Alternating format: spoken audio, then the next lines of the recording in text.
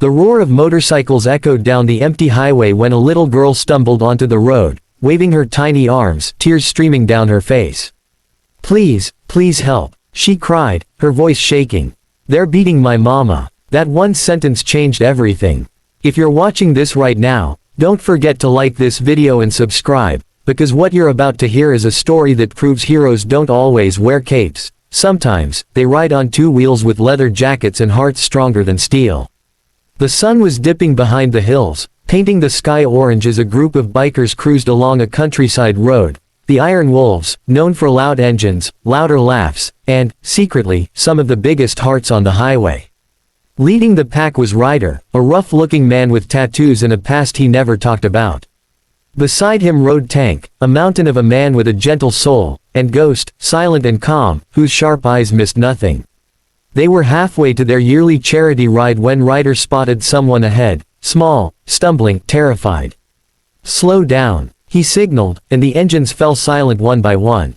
The little girl, Emily, no more than 7, looked up at them, breathless and shaking. "Please, please, my mama, they're hurting her in our house near the woods. She told me to run and get help, but nobody stopped, nobody listened."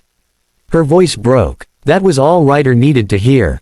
"Lead us," he said softly, removing his helmet so she could see his eyes, steady, promising safety. Emily nodded, and the bikers followed her off the main road, chains jingling, boots crunching on gravel as the sun set behind them. The path grew narrower, overgrown with wild grass, and somewhere ahead, the faint sound of shouting pierced the silence.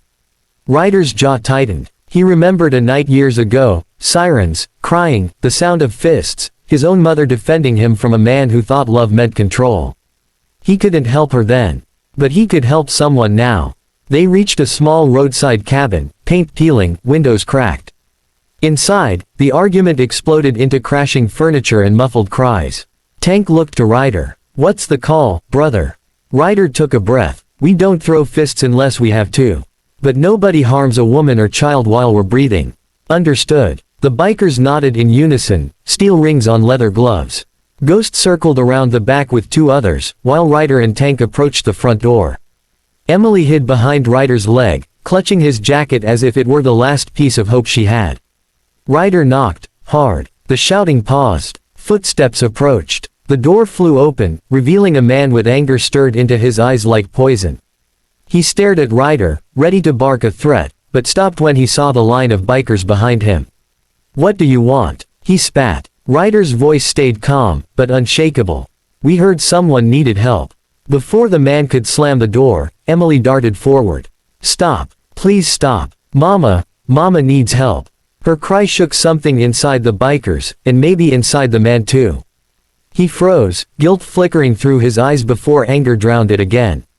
But by then, Ghost and 2 others had already entered from the back and were gently helping Emily's mother, Sarah, out of the house, shaken, bruised, holding her ribs. When Emily saw her mother, she ran forward, hugging her tight. Tank placed his large hand carefully on Sarah's shoulder. "You're safe now, ma'am." Sarah trembled, looking up at the men surrounding her, not with fear, but relief. "I told Emily to run, I didn't think she'd find anyone." Ryder gave her a small, reassuring nod. She found the right people. The man who'd hurt Sarah stepped onto the porch, fists balled, pride wounded. Ryder didn't step back, he stepped forward. "Listen," he said, voice steady as asphalt beneath a wheel. "You don't fix pain with fear. And you don't prove strength by breaking the ones who love you."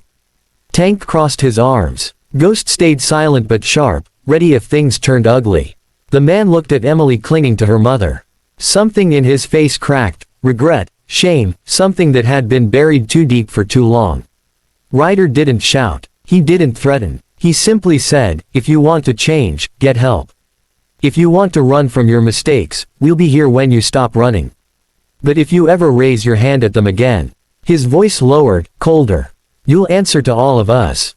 The man swallowed hard and turned away, not because he was defeated by force, but because he was defeated by truth.